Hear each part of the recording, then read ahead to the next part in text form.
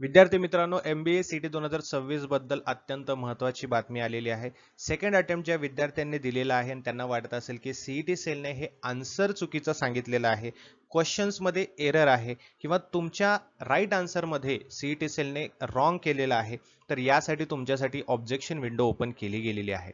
तुम्हाला जर तुमचा स्कोर वाढवायचा असेल किंवा ऑब्जेक्शन कसं टाकायचं हे माहिती नसेल, तर हा व्हिडिओ शेवटपर्यंत बघा. जे विद्यार्थी 2027 मध्ये MBA CT देण्याचा प्लॅन करत आहेत त्यांच्यासाठी येत्या 25 मे पासून आपली लाईव्ह बॅच सुरू होत आहे. यामध्ये MBA CTचा संपूर्ण सिलेबस हा लाईव्ह सेशन्समध्ये कव्हर केला जातो. त्यासोबतच स्टडी मटेरियल जसे की topic wise MCQs, notes, mock test, MCQ series, PDF या सर्व गोष्टी तुम्हाला प्रिपरेशनसाठी मिळणार आहेत. तर आजच या नंबरवरती WhatsApp मेसेज किंवा WhatsApp कॉल करून तुम्ही ही बॅच जॉईन करू शकता किंवा ग्लोबल ऑनलाईनचं ॲप्लिकेशन डाउनलोड करून ॲप्लिकेशनच्या थ्रू सुद्धा तुम्ही ही बॅच जॉईन करू शकता. तर बघा विद्यार्थी मित्रांनो, ही ऑफिशियल PDF आहे, CET सेलने रिलीज केली होती. यामध्ये एक पब्लिक नोटीस दिलेली आहे, submission of candidates grievance objection raising schedule. ठीक आहे, म्हणजे यामध्ये तुमचं ऑब्जेक्शन करण्यासाठीचं शेड्यूल पूर्णपणे दिलेलं आहे.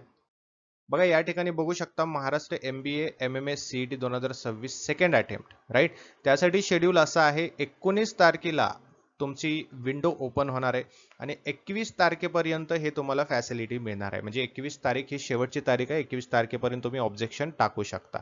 आणखीन काही दोन महत्त्वाच्या सूचना दिल्यात, जसं की if a candidate has objection to any question in examination it must be submitted through their log in according to the schedule above. ठीक आहे. A fee of 1000 per objection must be paid online via candidate portal. आता तुम्हाला तुमच्या log in ID वरून, तुमच्या password वरून log in करून घ्यायचं आहे आणि प्रत्येक क्वेश्चनला तुम्हाला ज्या ज्या क्वेश्चनला ऑब्जेक्शन द्यायचं आहे त्यासाठी तुम्हाला ₹1000 फीस असणार आहे. प्रत्येक क्वेश्चनला ₹1000 असं तुम्ही समजू शकता. The grievance objection tracking facilities available in the candidates log in portal under the title objection tracking. ठीक आहे, ते आपण पुढे बघणारच आहोत, त्याची प्रोसेस कशी असणार आहे, काय असणार आहे. बट हे गोष्ट लक्षात ठेवा, 21 तारीख ही लास्ट असणार आहे. प्रत्येक क्वेश्चनला तुम्हाला ₹1000 फीस ऑनलाईन भरावी लागणार आहे. कसं भरायचं, प्रोसेस काय, ते मी तुम्हाला पुढे सांगतो. तर हे महत्त्वाचे प्रश्न आहेत विद्यार्थ्यांच्या मनामध्ये. या सर्व प्रश्नांचा आन्सर मी तुम्हाला आज देणार आहे. ठीक आहे. सगळ्यात आधी ऑब्जेक्शन म्हणजे काय. तुम्हाला जर वाटत असेल की CET सेलने दिलेल्या आन्सर की प्रमाणे हे आन्सर नाहीये, चुकीचं आन्सर आहे, काही ऑप्शन्स मध्ये आन्सरच नाहीये, म्हणजे जे राईट आन्सर असायला पाहिजे ऑप्शन्स मध्ये तो आन्सरच नाही, तो ऑप्शनच नाहीये, बाकी सर्वच जितके 5 ऑप्शन आहेत ते सर्वच चुकीचे आहेत असं तुम्हाला वाटत असेल, म्हणजे याच्यात एरर आहे.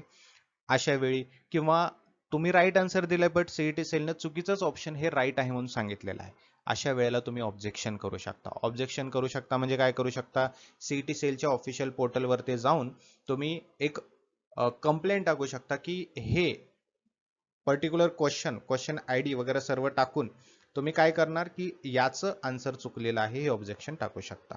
बट यासाठी तुमच्याकडे प्रूफ असला पाहिजे. ठीक आहे. मग प्रूफ काय असू शकतो, प्रूफ असू शकतो तुमचे स्टँडर्ड बुक रेफरन्स असू शकतो, म्हणजे एखाद्या पुस्तकामध्ये तुम्ही सांगितलेलं आहे, बघितलेलं आहे की याचा आन्सर हे आहे, है ना, त्यामुळे तुम्हाला प्रूफ लागेल. ऑफिशियल सोर्स असेल, कुठून तुम्ही कोणत्या सोर्सच्या माध्यमातून हे बोलताय की हे आन्सर चुकीचं आहे, राईट. किंवा एक लॉजिकल एक्सप्लेनेशन तरी तुमच्याकडे असलं पाहिजे. सो प्रूफ हा सगळ्यात महत्वाचा आहे, प्रूफ असणं गरजेचं आहे. ओके. त्यानंतर आता सगळ्यात महत्वाचं म्हणजे आता हे सर्व गोष्टी तर आपल्याला कळाल्या, मग प्रोसेस काय याची, कसं आपण ऑब्जेक्शन टाकू शकतो. सगळ्यात आधी तुम्हाला काय करायचंय, CET सेलच्या ऑफिशियल वेबसाईटवरती जायचंय. तुम्ही ज्याप्रमाणे नेहमी लॉग इन करत असतात त्याचप्रमाणे लॉग इन करून घ्यायचंय. ठीक आहे. तुमचा जो MBA MMS सेक्शन आहे, जो मी दरवेळेस सांगत असतो, त्या सेक्शन मध्ये जायचं. तुम्हाला तिथे ऑब्जेक्शन असं एक ऑप्शन दिसेल. ठीक आहे, ऑब्जेक्शन ग्रीव्हन्स असं एक ऑप्शन दिसेल, ऑब्जेक्शन ट्रॅकिंग म्हटलं तरी चालेल. तिथे काय करायचं, तुम्हाला ऍप्लिकेशन ID पासवर्ड टाकायचे, पूर्णपणे ओपन करून घ्यायचंय. मग तिथे तुम्हाला ऑब्जेक्शन ट्रॅकिंग असं किंवा ग्रीव्हान्स सबमिशन असं दिसेल, ऑप्शन दिसेल तुम्हाला, ते त्याच्यावरती क्लिक करायचंय, क्वेश्चन सिलेक्ट करायचंय. ठीक आहे. करेक्ट आन्सर चूज करायचंय आणि त्याच्यावरती सपोर्टिंग डॉक्युमेंट, जे प्रूफ तुमच्याकडे असायला पाहिजे ते डॉक्युमेंट अपलोड करायचंय. समजलं, ही तुमची प्रोसेस असणार आहे. अगदी सोपी प्रोसेस आहे. जे नेहमी तुम्ही लॉग इन करत आलात फर्स्ट अटेम्प्टला, सेकंड अटेम्प्टला, तसंच लॉग इन करून घ्यायचं. तिथे फक्त एक एक्स्ट्रा ऑप्शन आलेला आहे तुम्हाला की ऑब्जेक्शन ट्रॅकिंग किंवा ग्रीव्हान्स सबमिशन म्हणून. ओके. त्यावरती क्लिक करायचंय, तुमचं क्वेश्चन चूज करायचंय, कोणत्या क्वेश्चन मध्ये तुम्हाला प्रॉब्लेम दिसतोय तो, त्याचा आन्सर काय असायला पाहिजे ते सिलेक्ट करायचंय आणि मग सपोर्टिंग डॉक्युमेंट त्यामध्ये टाकायचंय. ठीक आहे. ही तुमची एक्झॅक्ट प्रोसेस असणार आहे. आता या प्रोसेस नंतर सगळ्यात महत्वाची गोष्ट म्हणजे तुमच्या मनामध्ये येते की स्कोर वाढेल का?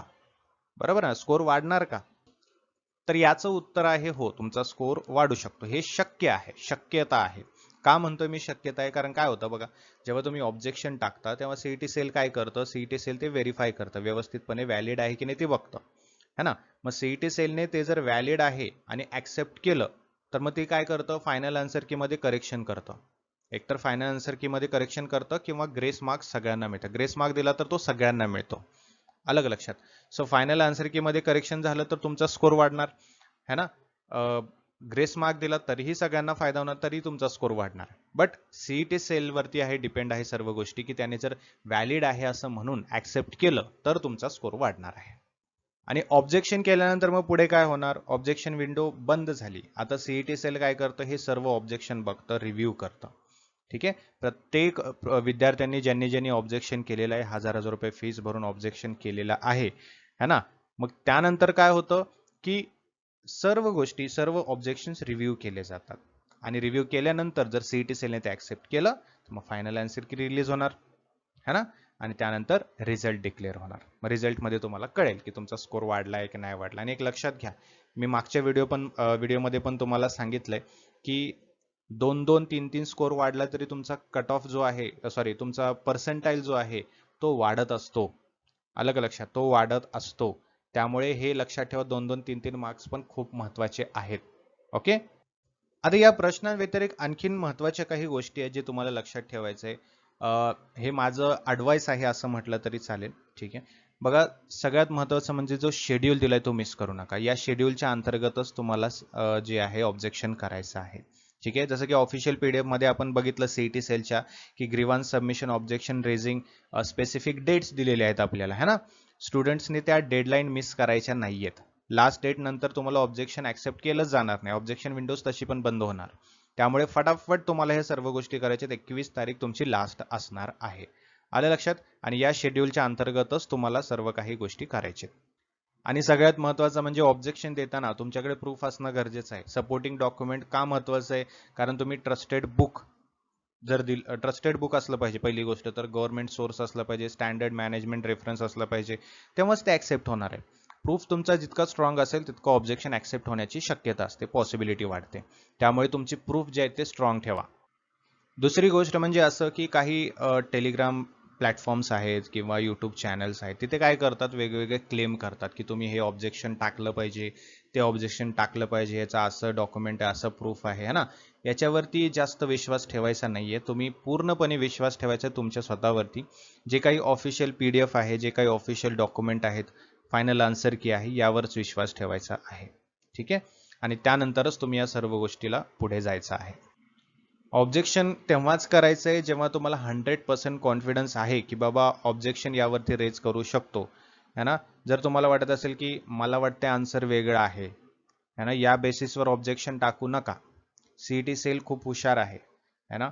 अकॅडमिक रेफरन्सेस असतात त्यांच्याकडे, एक्सपर्ट्स असतात जे रिव्ह्यू करत असतात आणि त्याच्या आधारावरतीच फायनल डिसिजन होत असतं. त्यामुळे अशा चुका करू नका. 100% कॉन्फिडंट आहे तुम्ही की बाबा याचा आन्सर हेच आहे, तरच तुम्ही ऑब्जेक्शन टाकायचं आहे. ओके, हे लक्षात ठेवा. आणि या व्यतिरिक्त तुम्हाला काहीही अडचण असेल, काहीही प्रश्न असतील तर तुम्ही कमेंट बॉक्समध्ये विचारा. त्याचं सोल्युशन मी तुम्हाला नेक्स्ट सेशनमध्ये देईन. जे विद्यार्थी 2027 साठी प्रिपरेशन करत आहेत त्यांच्यासाठी येत्या 25 मे पासून आपली MBA CET प्रिपरेशन बॅच सुरू होत आहे. यामध्ये तुमचा संपूर्ण MBA CETचा सिलेबस लाईव्ह सेशन्समध्ये कव्हर केला जाईल. तुम्हाला जर काही अडचण असेल, लाईव्ह सेशन अटेंड करता नाही आला तर त्याचं रेकॉर्डेड व्हर्जन मिळेल, जेणेकरून तुम्हाला तुमचं प्रिपरेशन थांबवता येणार नाही. कन्सिस्टंटली कंटिन्युटीमध्ये तुमचं प्रिपरेशन होत राहील. त्यासोबत तुम्हाला या बॅचमध्ये स्टडी मटेरियल पण मिळणार आहे, जसे की टॉपिक वाईज MCQs म्हणा, full syllabus notes, mock test, MCQ series PDF, जेणेकरून तुम्हाला तुमचं प्रिपरेशन आणखीन बूस्टअप करता येईल आणि जास्तीत जास्त मार्क्स घेण्यासाठी तुमचं प्रिपरेशन होत राहील. तर आजच या नंबरवरती व्हॉट्सअप मेसेज किंवा व्हॉट्सअप कॉल करायचं आहे आणि ही प्रिपरेशन बॅच सुरू करायची आहे आणि प्रिपरेशनला लागायचं आहे. किंवा ग्लोबल ऑनलाईनचं ॲप्लिकेशन डाउनलोड करा. ॲप्लिकेशनच्या थ्रू पण तुम्हाला ही बॅच जॉईन करून प्रिपरेशन करता येईल. लवकरात लवकर सुरू करायचं प्रिपरेशन. 2027 मध्ये आपल्याला बेस्ट MBA कॉलेजमध्ये ऍडमिशन घ्यायचं आहे. बघा प्ले स्टोअर वरती जायचं आहे, ग्लोबल ऑनलाईन सर्च करायचं, हे ऍप्लिकेशन डाउनलोड करून ओपन केल्यानंतर तुम्हाला स्टोअर सेक्शन इथे दिसेल. स्टोअर सेक्शन मध्ये सर्च बॉक्स मध्ये MBA CET सर्च करायचं आहे. इथे तुम्हाला असा कोर्स दिसेल, त्यावरती क्लिक करायचं आहे आणि तुमचं प्रिपरेशन सुरू करायचं आहे.